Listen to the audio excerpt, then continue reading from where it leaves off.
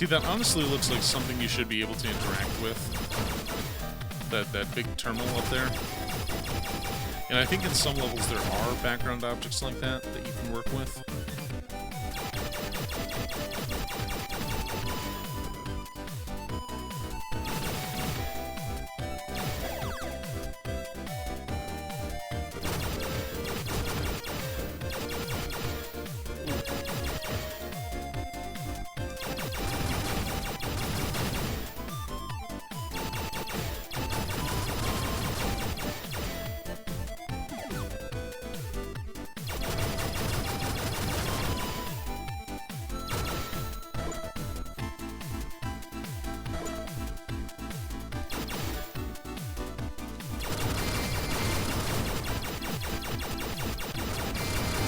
So, if I remember this correctly, this area is going to end in another swarm boss.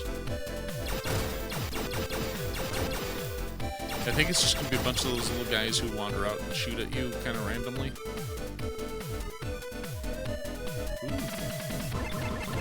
Let's just arm up for a swarm boss, because... Oh, it's the thingies! Yeah, okay, never mind. We'll just use our standard weapon.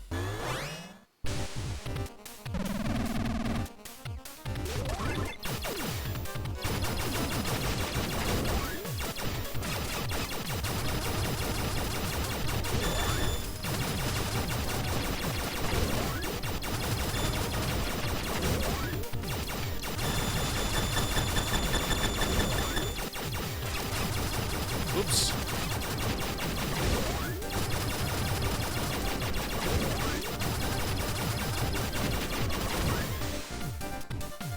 Oh, whoops.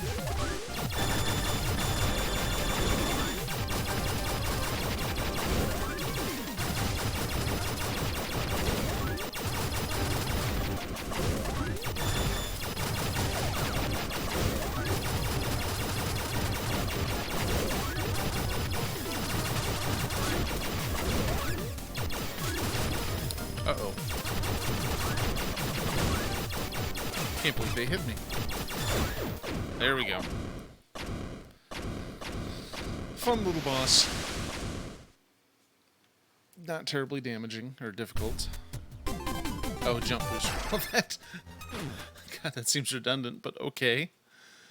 Interesting that you get that after you get the hover pack.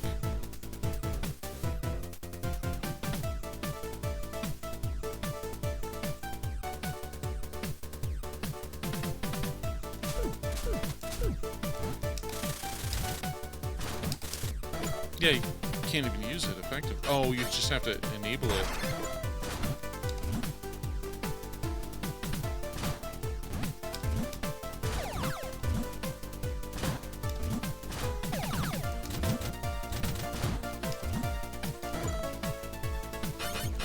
Oh, I see why that never gets used. Maybe if it just automatically enabled when you ran out of power. It would be at least kind of useful.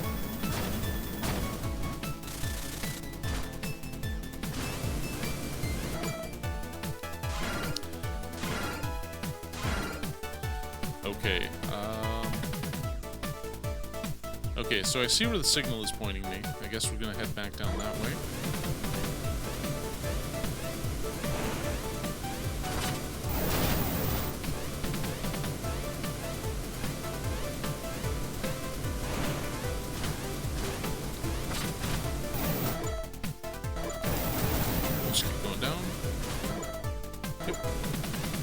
Thankfully, down is usually an easier direction to go in than up. Pretty much unless you're playing Metal Storm.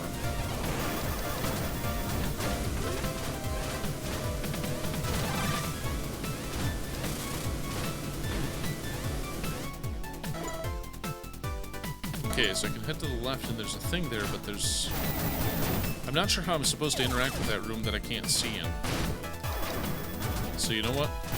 We're going to explore elsewhere instead.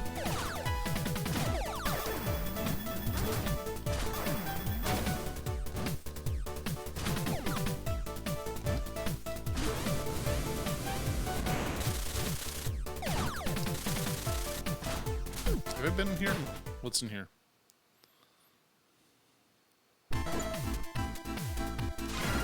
Okay, new territory.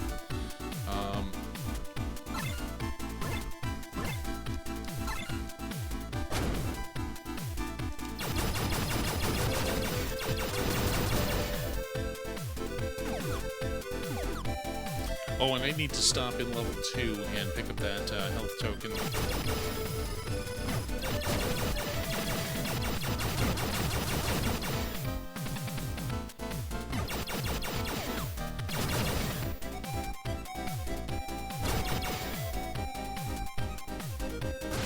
Oh.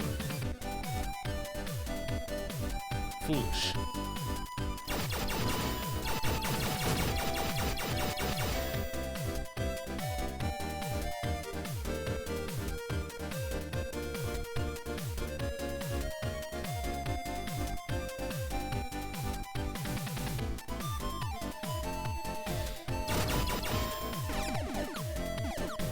I guess I have to go back the other way.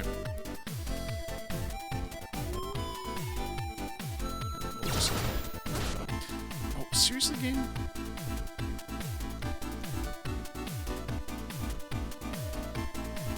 Okay, well, I have almost full health and a full weapon bar. This shouldn't be too bad. Yep, Swarm Boss. I remember this one even. Obliteration lasers. God, that sounds so much cooler than it actually is. We'll just let these guys kind of line up and...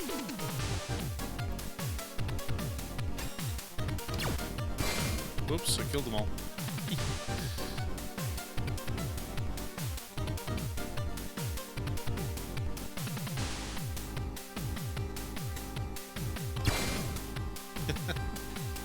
This is a pretty trivial boss.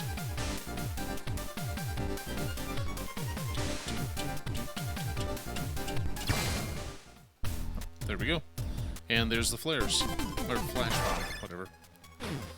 I think it dazes enemies too, which is nice, but mostly you wind up using it because they made things dark.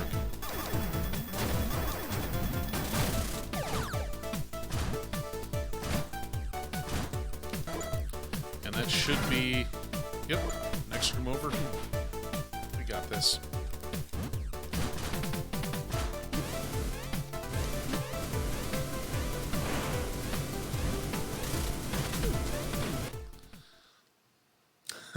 Thanks. And then... Hey, I can see... Yeah, you are not navigating this room without that. Jeez.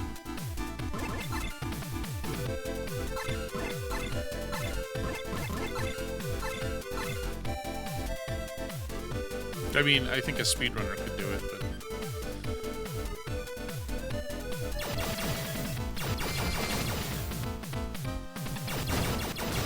Whoops. No!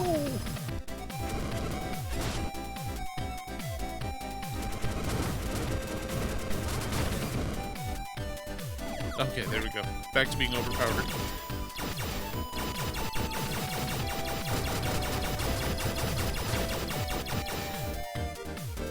Oh, and look, there's just enough health to make my main bar full and start getting into the secondary bar.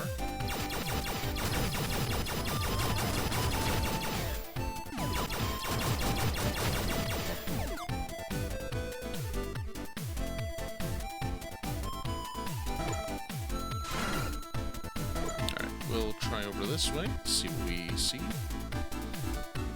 More zappies.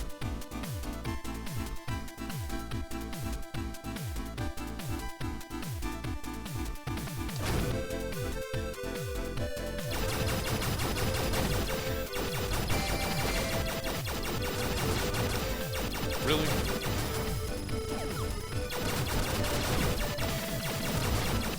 Wow, I am playing very clumsily. Oh, this is just an area map? Well, it's still a thing. Oh, interesting. They can't get those from both directions. Huh.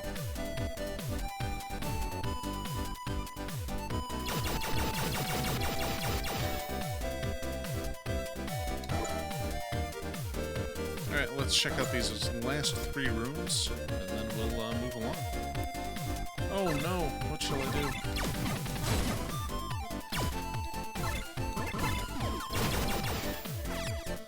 I mean, it's a cute ambush if you're not prepared for it, but they give you all the tools you need to positively make a mess out of a room full of enemies like that.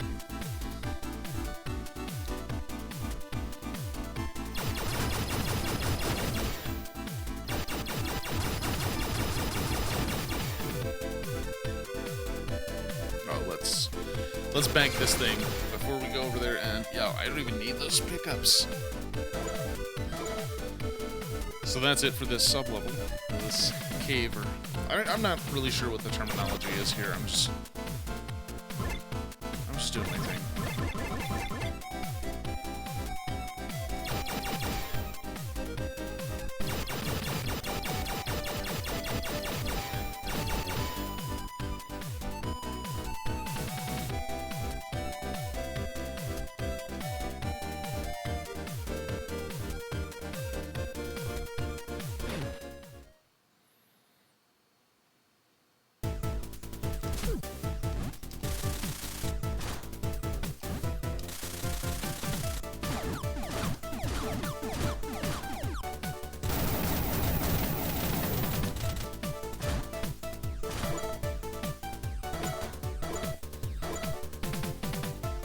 I keep forgetting it's the start button and then I have to hit this right bumper.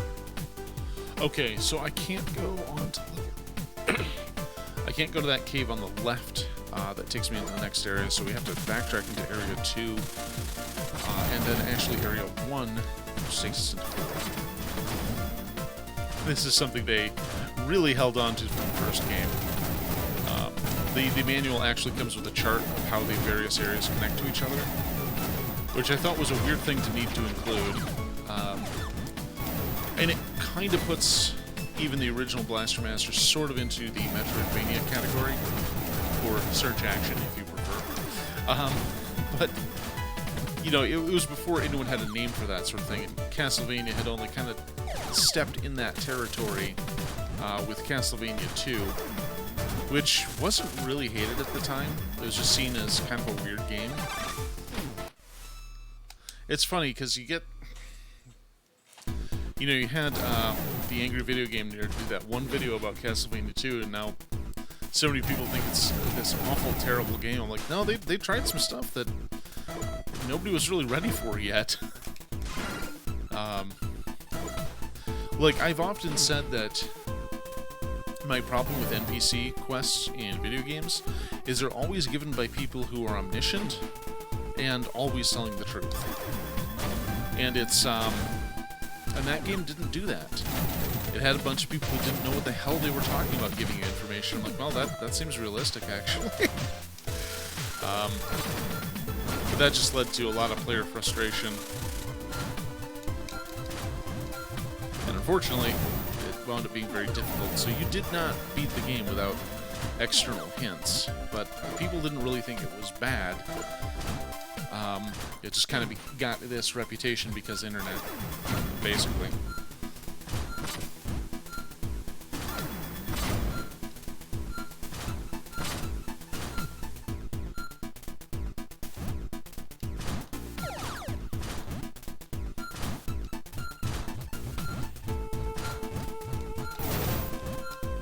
There we go.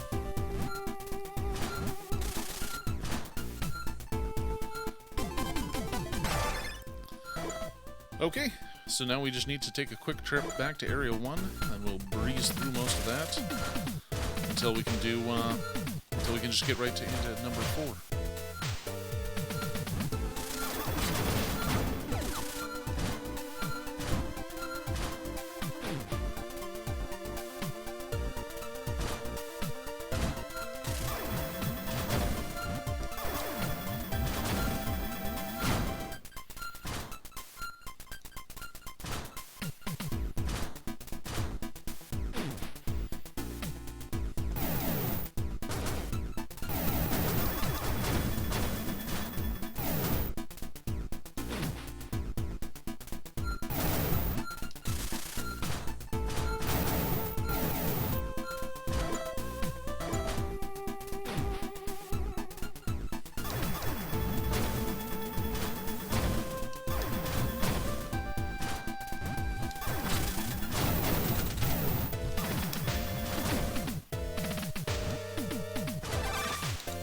And there we go.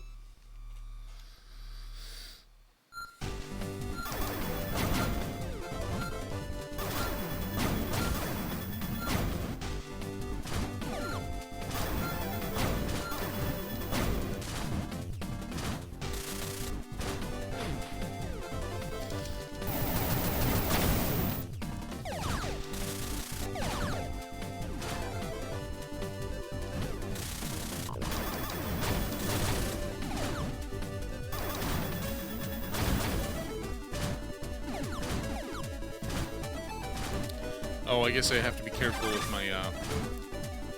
my special energy reserves thing, because I have to basically hover all the way up to the tree where I get to Area 4. Nah, we're at a full tank, it's fine.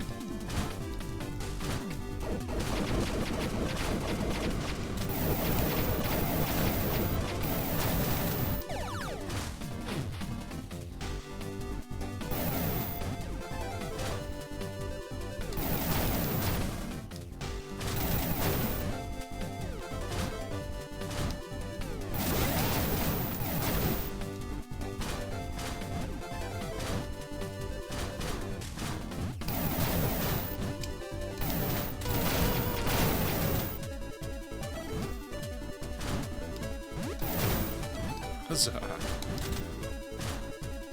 Yep.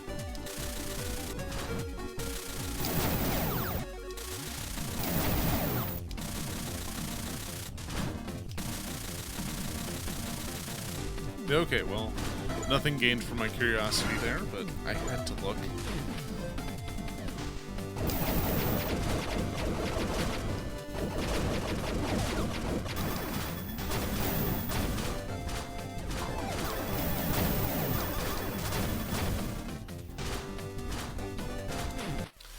And Area 4 ho.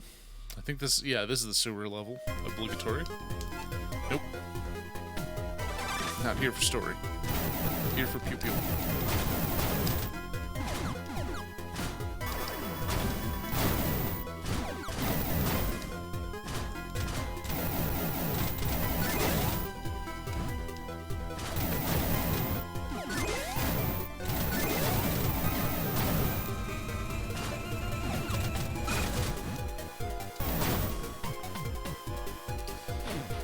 So has anyone played the Final Fantasy Pixel remasters, and are they worth it? Or should I just grab a ROM and play one of those instead? Because I sort of want to play the first game, because I've never actually played and beaten it. But the original is notoriously buggy. Like, there's entire spells that don't actually function, which, kind of seems bad. And, like, I know it was basically developed by one programmer from Iran, who was actually a fairly good programmer, but things slip up sometimes. You know, I don't fault him for maybe missing a couple details like that. Like, I actually want to play a working game. Call me petty. Okay, yep, we gotta find a key.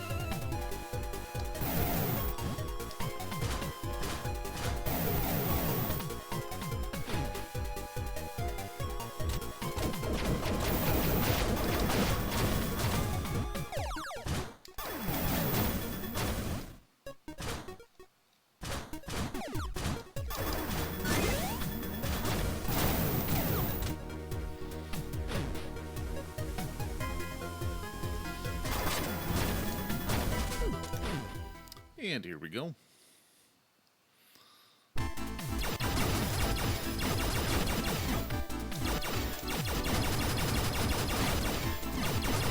Oh, these are spongy. Do dishes with these guys.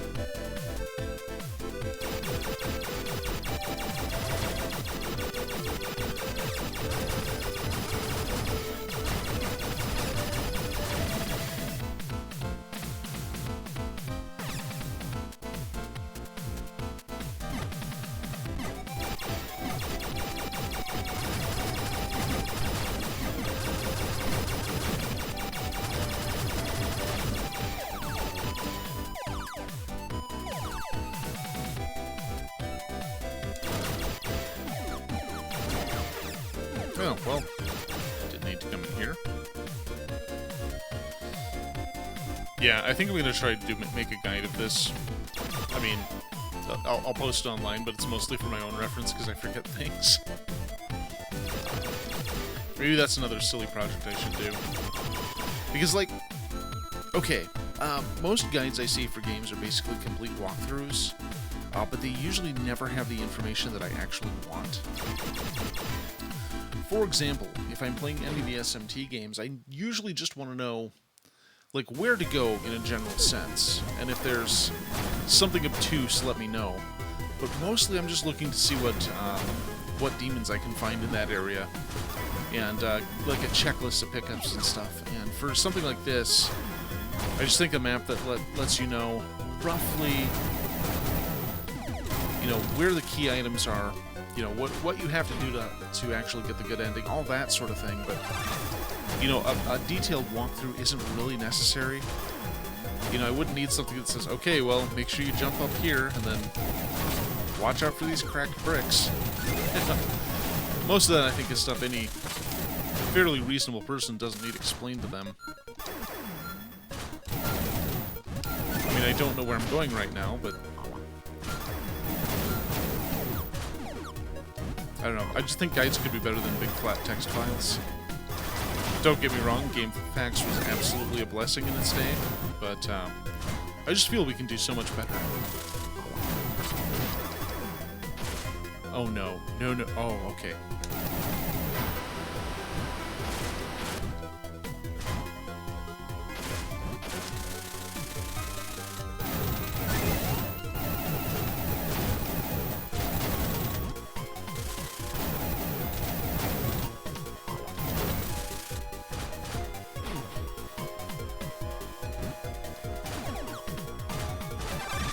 Is this gonna be a boss or something? No, interesting. I totally expected one.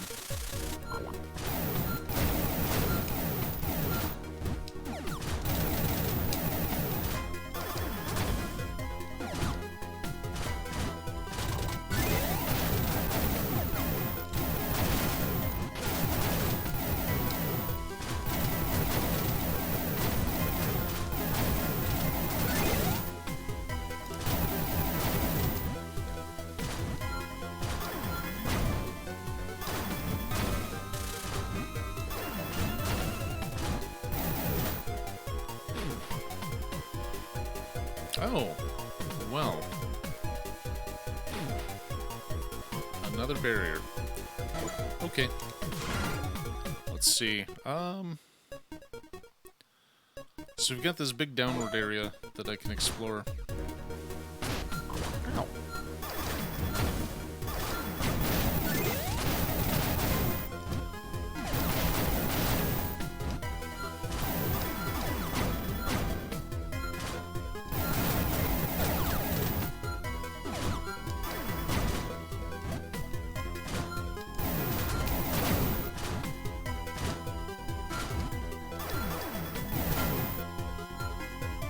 Okay, I probably can't get in there.